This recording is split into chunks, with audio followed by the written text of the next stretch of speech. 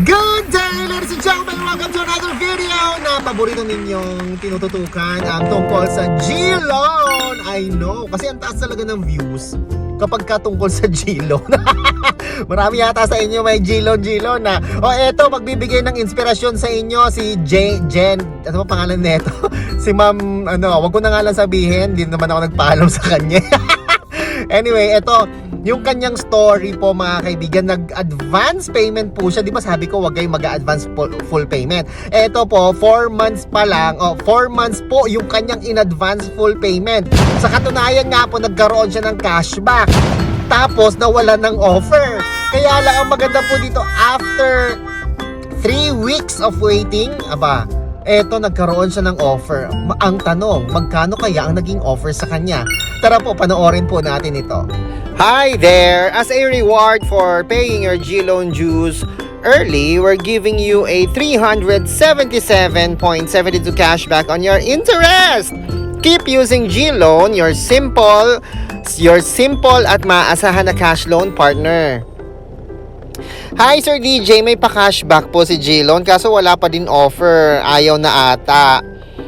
Budol pa more! Shop now and pay later this 99 with your increased G-Loan credit limit of 7,000 pesos! Your G-Loan limit is subject to assessment kaya grab the offer now before it expires. Yay! After 3 weeks of waiting, Sir DJ. Anong limit mo dati? 5K po. O, yon. You mean nag-increase po ito, ne? Sabi ko.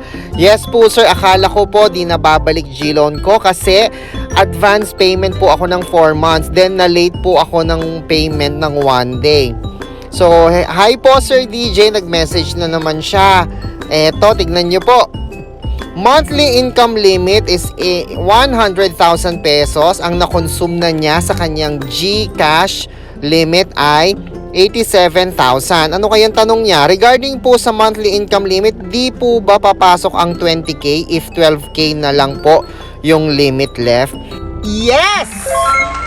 Hindi mo na magagamit kasi 20K, di ba? 12K lang ang available limit. O, tapos magkakarga ka ng 20K o maglalabas ka ng 20K, hindi mo magagamit, hindi magiging successful yan kasi na-reach mo na yung limit. Okay? Ganun yon. Kung gusto mo 12K lang muna yung i-transfer mo o yung i-receive mo, okay? O yung bayaran mo 12K lang muna. Yan, hindi mo siya magagamit. Kailangan mong pataasin yan, okay? And once again, congratulations sa iyong G-Loan Kinembular. Galing, nag-increase from 5,000 naging 7,000 na. Uy, pwede pa tumaas yan to 15,000 at pagka ginalingan mo pa yung pagbabayad mo, pwede pa maging 25,000 pesos! Congratulations once again sa iyo. Ha? Kung may katanungan po kayo, please comment down below. Sisikapin natin masagot lahat yan. O kaya i-private message po ninyo ako. Ako po si Chico. Enjoy the rest of the day and God bless po!